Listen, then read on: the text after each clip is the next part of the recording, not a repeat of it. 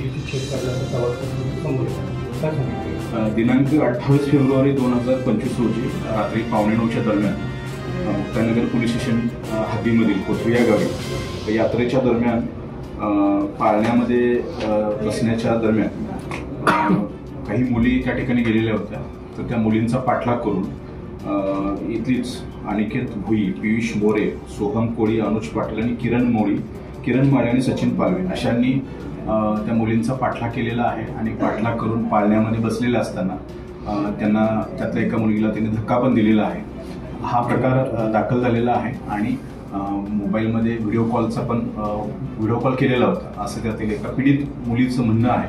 त्या अनुषंगानं आपण गुन्हा दाखल केलेला आहे.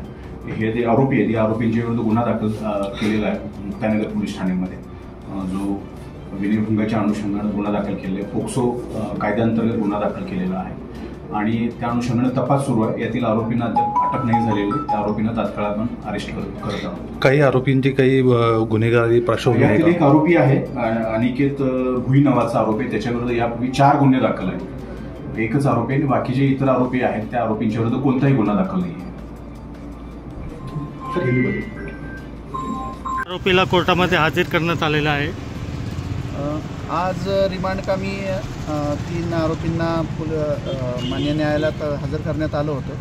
मान्य न्यायालयानं त्यांना दिनांक 5 मार्चपर्यंत पोलीस कस्टडी दिलेली आहे 3 आरोपींना. एकूण किती आरोपी आणले होते? एकूण 3 आरोपी आहेत जे मेजर आहे. एक अल्पवयीन आहे, त्याला आपण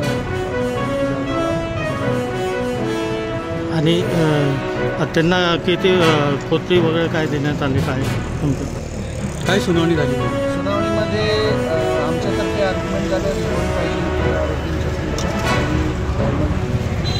पुढच्या बाजूनं ऑब्व्हियसली त्याला ऑफर झाला.